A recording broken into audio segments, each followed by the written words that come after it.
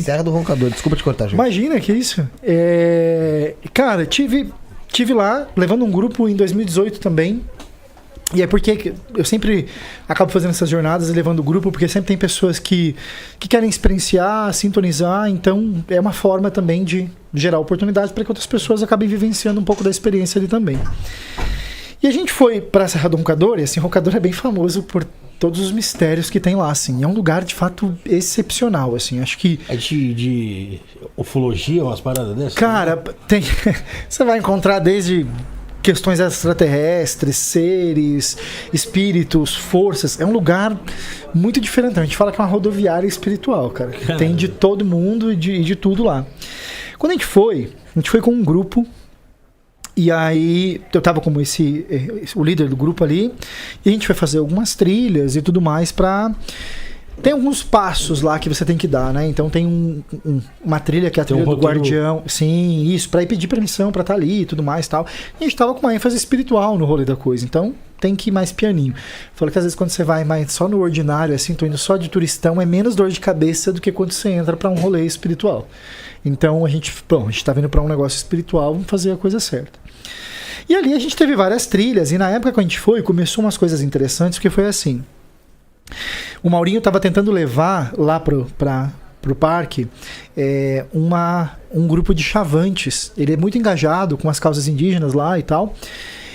E uma dança que ele queria levar para lá já há alguns anos e não conseguia. E aí o que aconteceu? Quando a gente fez o grupo, o Maurinho entrou em contato comigo e falou assim: Júlio, eu queria te pedir... Preciso conversar com você.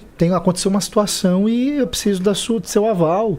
Falei, poxa, mas será que aconteceu alguma coisa? Não vai dar para hospedar a galera e tal? Ele falou, não. O cacique entrou em contato comigo e quer trazer a dança, mas é no mesmo final de semana que você vai estar aqui. E aí eu fechei com vocês primeiro. Não posso simplesmente... Falou, tem algum problema? Eu falei, problema? Claro que não, cara. Tipo, a gente vai ver uma dança que nunca tinha saído da aldeia... Pra gente ali, e uma oportunidade, falei, imagina, é um presente. Então, a gente foi nessa jornada, a gente teve esse momento com os chavantes, que foi excepcional, e a gente teve algumas situações interessantes e estranhas que aconteceram. Primeiro lugar que, assim, OVNIs é muito comum, então chega a virar uma coisa meio ordinária, até normal, exatamente. Normalizou. Orbes de luz, formas, é comum. O que são? Não sei exatamente te dizer, mas são muito comuns. E aí a gente foi fazer uma trilha e a gente passou por um complexo como se fosse uma caverna, assim. E eu fiquei meio travado ali, não de forma ruim, mas falei, cara, tem alguma coisa aqui. Tem alguma coisa aqui, tipo, eu moraria aqui nesse lugar, porque era um lugar muito limpinho, atrás de um arbusto, assim, mas será como se, sabe quando você tá meio que encontrando alguém que não tá ali? Duas pessoas no mesmo lugar, mas em níveis diferentes, era essa sensação. E beleza, descemos, fomos tomar café, depois, à noite, ali perto mesmo da casa, tem uma pedra que se chama Trono.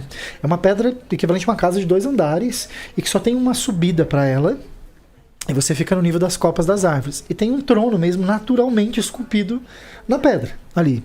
E você senta, você fica de frente pro paredão do morro. Cara, magnífico. E aí, beleza. A gente foi e tava eu, mais 2 amigos, e o assistente do fotógrafo que estava fazendo um documentário sobre os chavantes que estavam lá. E eu levei o Irino, levei esse crânio, deixei lá no meio do altar. O grandão. E tava cada um ali na sua vibe, fazendo a sua meditação, suas sintonizações. E aí eu catei um pedaço de papel e comecei a escrever algumas coisas e tal. E num dado momento, no escuro assim mesmo, com o celular ali, num dado momento eu percebi que, tipo, eu tava no lugar que eu estava mais cedo, nesse buraco, nessa caverna, que tinha me chamado a atenção. Só que o que eu estava vendo estava de dia, não estava à noite, como o lugar onde eu estava naquele momento. E aí eu escutei uma voz dizendo assim, falou, olha, não se assuste. Eu falei, porra, cara, tipo, já começa assim... Quando falou assim, é porque... E a gente já tava ressabiado, porque a gente tava ouvindo coisas ali, todo mundo tava ouvindo. E aí apareceu, assim, uma figura meio etérica, meio humanoide, assim, diferente, bonita, mas diferente. Com traços meio humanos, mas meio felinos, uma coisa...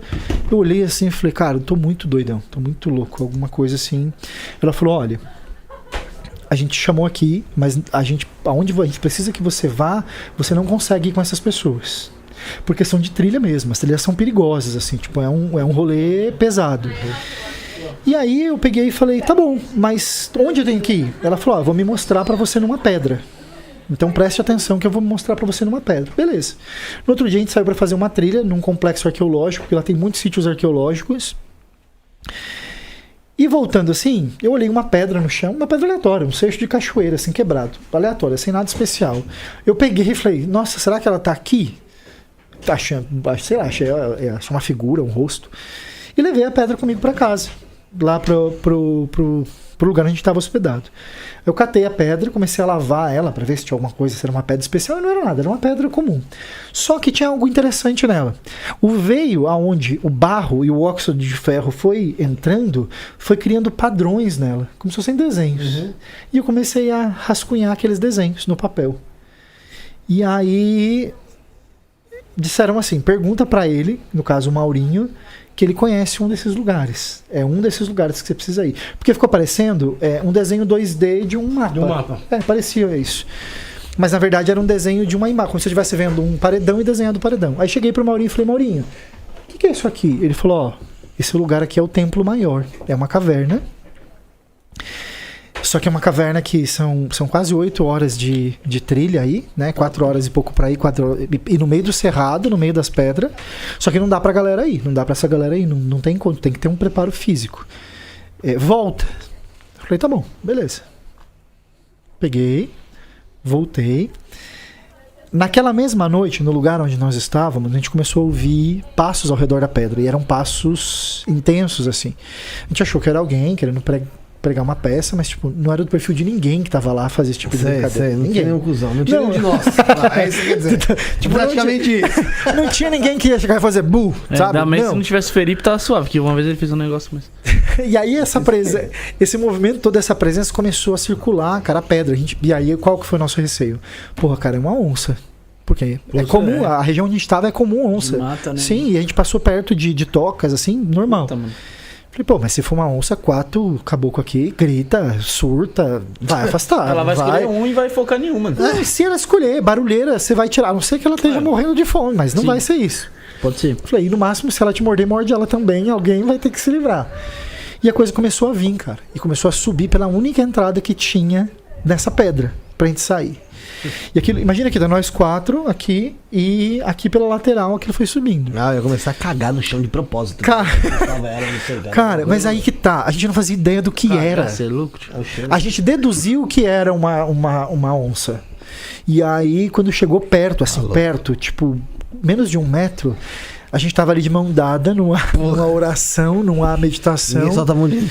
Cara, eu acho que eu falei assim, eu acho que eu posso ter feito a maior burrada da minha vida ou a coisa certa. Eu virei assim e falei, seja muito bem-vindo quem estiver aí. A gente não tá aqui pra ofender ninguém, velho. Vai te fuder, Júlio! Caralho, você é louco! Não, mas aí sabe o que aconteceu? Tipo assim, parou aquela tensão que tava pra cortar no ar, assim, e os passos voltaram, velho. Recuou. Recuou. Quando recuou, só cantou assim, a hora que a lua sair, porque a gente tava de noite, mas a lua ainda não tava no céu, vocês picam a mula. Cai fora. Tipo, vai clarear. Cara, parece que fizeram assim com uma vara. Puxaram a lua pra cima. Agora velho. corre. Falei pros meninos assim, falei, tava eu, o Álvaro e o Marcel e o outro menino. Falei, Álvaro, vai no fundo, cara, eu vou na frente. E assim, não olha pra trás. Foca em ir. E, cara, todo mundo sentindo os passos e uma presença vindo atrás. Quando nós saímos da mata, já no terreno ali do parque do Roncador, e o crânio lá, a gente deixou os crânios lá, porque é um lugar meio que de ativação, um rolê assim, a gente deixou lá. Não vai ninguém a não ser quem está no sítio lá. É uma propriedade do sítio. Quando a gente saiu assim, cara, uma silhueta de uns 3 metros de altura, assim, circulando à margem do mato. Se você me perguntar o que era, eu não sei te dizer, mas o que parecia? Parecia a clássica narrativa do lobisomem que a galera traz. Era um ser bípede estranho, animalesco, assim, andando, cara. E todo mundo viu aquela silhueta ali, aquela presença andando. Então, dessa vez foi onde eu tive essas informações. No ano seguinte, eu voltei com esses desenhos. Com os desenhos da caverna que eu tinha que ir, porque eu tinha tido essas visões. Era uma caverna triangular no meio do morro e que precisava levar o crânio lá para fazer uma ativação lá. Falei, porra, cara, vai fazer trilha. Cara, carregar isso aqui nas costas é um trampo do caramba, Porra, porque tá louco. 10 quilos você fazendo trilha, batendo na coluna, pedra, e não é algo fácil de transportar, ele é desengonçado. A gente foi. Quando a gente chegou, cara, a caverna era exatamente como os desenhos que aquele ser anterior tinha passado. No meu site, no blog do site, tem o relato dessa jornada e tem as fotos. Tem a foto da pedra, tem a foto da caverna, tem a foto dos desenhos, tem a foto do desenho do lugar onde o desenho foi encontrado. Então, o Roncador, ele é um portal extremamente poderoso, extremamente ancestral. E aí você vê isso dentro dos Chavantes ali nitidamente, os mitos e as coisas por trás. E lá é um dos lugares onde esse crânio precisava ser levado. Então, quando a gente vai nessa segunda vez, comigo não acontece nenhum episódio tão estranho, mas com um amigo que estava com a gente, teve um dos crânios que foi roubado, assim. Nós levamos o crânio para esse mesmo lugar, lá para esse trono. Eu sei quem roubou. Tava esse crânio grande e esse crânio pequenininho eu tinha dado de presente pra ele. E tinha feito uns rituais nesse crânio pra ele.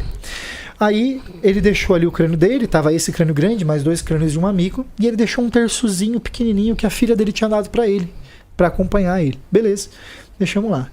No outro dia, quando nós voltamos lá, o crânio dele, o pequenininho, tinha desaparecido e o terço estava estourado no meio. Nossa, Que sangue ruim esse aí. maldade. Só que aí eu te pergunto, por exemplo, assim, ninguém roubou o cara, porque em questões de valores, se você chegasse pra roubar, você não ia pegar o pequeno, você ia pegar o grande. Sim.